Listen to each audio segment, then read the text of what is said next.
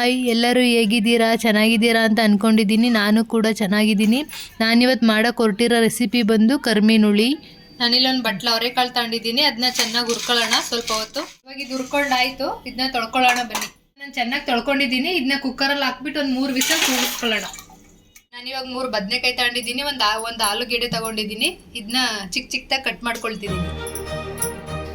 ನಮ್ಮ ವಿಡಿಯೋನ ನೋಡ್ತಿರೋರೆಲ್ಲ ಸಬ್ಸ್ಕ್ರೈಬ್ ಮಾಡ್ಕೊಳ್ಳೋದನ್ನ ಮರಿಬೇಡಿ. ಇದೇ ಥರ ಹೊಸ ವಿಡಿಯೋಗಳನ್ನ ಮಾಡ್ತಿರ್ತೀವಿ. ನಾನಿವಾಗ ಇಲ್ಲಿ ರುಬ್ಕೊಳ್ಳೋಕೆ ಒಂದು ಅರ್ಧ ಹೋಳು ತೆಂಗಿನಕಾಯಿ ತೊಗೊಂಡಿದ್ದೀನಿ, ಸ್ವಲ್ಪ ಕೊತ್ತಂಬರಿ ಸೊಪ್ಪು, 2 ಟೊಮೊಟೊ, 1 ಈರುಳ್ಳಿ, 1 ಫುಲ್ ಬೆಳ್ಳುಳ್ಳಿ ತೊಗೊಂಡಿದ್ದೀನಿ. ಇವಾಗ ಇದನ್ನ ರುಬ್ಕೊಳ್ಳೋಣ ಬನ್ನಿ. ಇವಾಗ ಎಲ್ಲ ರುಬ್ಕೊಳ್ಳೋಕೆ ಹಾಕೋತಿದ್ದೀನಿ.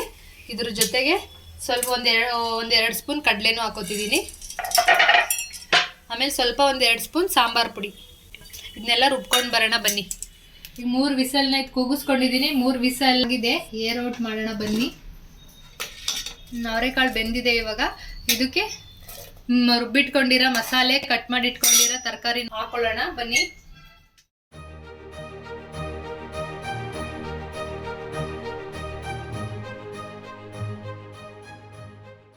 ಸ್ವಲ್ಪ ನೀರು ಸೇರಿಸ್ಕೊಳ್ತಾ ಇದ್ದೀನಿ.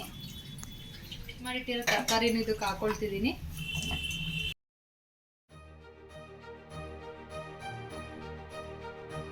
ತಕ್ಕಷ್ಟು ಉಪ್ಪು. ಕುದೀತಿದೆ. ಇವಾಗ ಇದಕ್ಕೆ ಹುಣಸೆ ಹಣ್ಣಿನ ರಸ ಸೇರಿಸ್ಕೊಳ್ತಿದ್ದೀನಿ. ಇದು ಬೇಯ್ತಿರ್ಲಿ. ಇವಾಗ ಕರ್ಮೀನು ಹುರ್ಕೊಳ್ಳೋಣ ಬನ್ನಿ.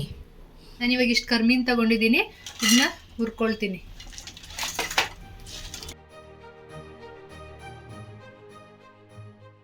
ಇದನ್ನ ಇವಾಗ ಚೆನ್ನಾಗಿ ಹುರ್ಕೊಂಡಿದ್ದೀನಿ. ಇವಾಗ 1-2 ಸಲ ಇದನ್ನ ಚೆನ್ನಾಗಿ ತೊಳ್ಕೊಂಡು ಸಾಂಬಾರಿಗೆ ಹಾಕೊಳ್ಳೋಣ ಬನ್ನಿ. ಆ ಕರ್ಮೀನು ಹಾಕೋದು ಕ್ಲಿಪ್ಪಿಂಗ್ ಮಿಸ್ ಆಗಿದೆ, ಅದಕ್ಕೆ ತೋರಿಸ್ತಾ ಇಲ್ಲ. ಅದನ್ನ ಹಾಕ್ಕೊಂಡು ಒಂದು 5 ನಿಮಿಷ ಕುದಿಸ್ಕೊಳ್ಳಿ ಸಾಕು. ಒಂದು ಒಗ್ಗರಣೆ ಹಾಕೊಳ್ಳೋಣ.